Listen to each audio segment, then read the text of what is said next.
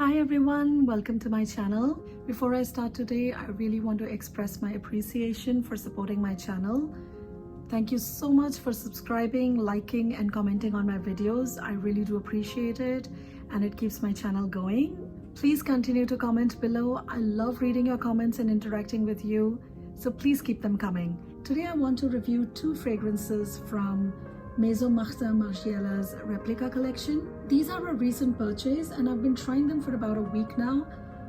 I bought the travel spray because I wasn't sure if I'd like them long enough and if I would want them permanently in my collection, and also because I have so many perfumes I never really go through them, so I prefer the travel size. I will talk about the perfume notes and then share my thoughts on longevity and sillage and what I think of them and if I recommend them. Now both these fragrances are by Jacques Cavalier, who's also made Beach Walk for the House. He's also the perfumer behind Jean-Paul Gaultier's Classique and its flankers. And he's also created perfumes for Louis Vuitton, Paco Rabanne's Ultraviolet, Stella McCartney's Stella, Tom Ford's Noir de Noir, and YSL Cinema, to name a few. The first one here I have is called Flower Market. It was released in 2012 and I have sampled it earlier. I liked it, so I used a discount code that I had from Sephora to purchase it. It's quite nice. It smells lovely, like a bouquet of flowers. The top notes are green leaves and freesia. The middle notes are jasmine sambac, tuberose and rose de mai. Base notes are peach, oak moss and cedar. Now I do get freesia initially and I of course get the green notes. It's a very green fragrance, but I mostly get jasmine and a little bit of tuberose. I don't get a lot of rose and I don't get peach either. I mostly get cedar as a base note. It dries down to a more flowery cedar on me. It doesn't last very long on my skin, about 3 to 4 hours. After that it becomes more or less the skin scent, and then about 5-6 hours later it disappears. It also gets a bit sour on me and a bit stale after a few hours. The sillage is moderate initially and then it stays quite close to me. I think it's a pretty pleasant, sweet, inoffensive, easy wearing kind of a fragrance. It's a good springtime fragrance. It smells clean and slightly soapy. However, I don't find it to be unique.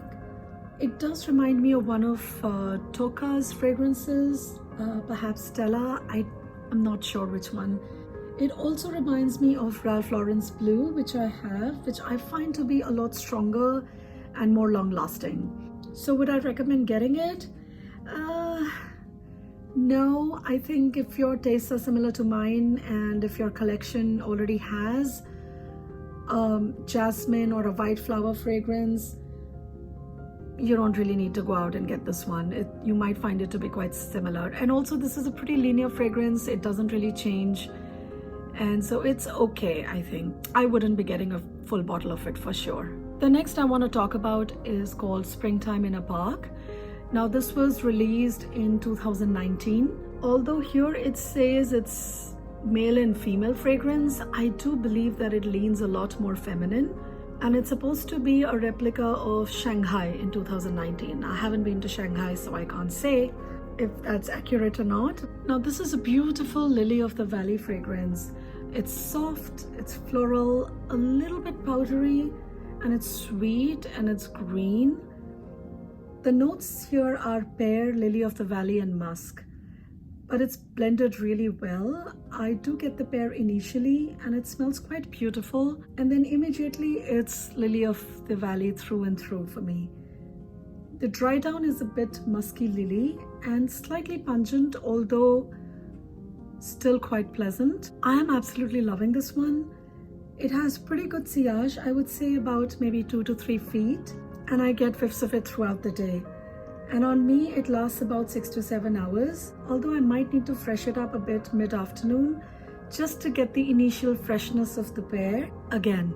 Overall I love it. I definitely prefer it to Flower Market. This one does remind me of Yardley's Lily of the Valley talcum powder and fragrance that I had long time back. I don't know if that is still available and what the cost might be. Between the two, I would obviously recommend this one if you want to get it. I might end up buying a bigger bottle of it somewhere down the line. because it is really very nice. And especially on me, lily fragrances sometimes give me a sore throat and they irritate my nose. It happened with Cartier's Baiser Volé. I think that the fragrance is really beautiful, but for some reason it irritated me, and so I had to return it. Please let me know if this is something that happens with you too, or maybe I got a dud of a bottle, I don't know. But this is just fine. It's not bothering me at all. It is a very simple Lily of the Valley fragrance. It's not too complex, but it's still very pleasing.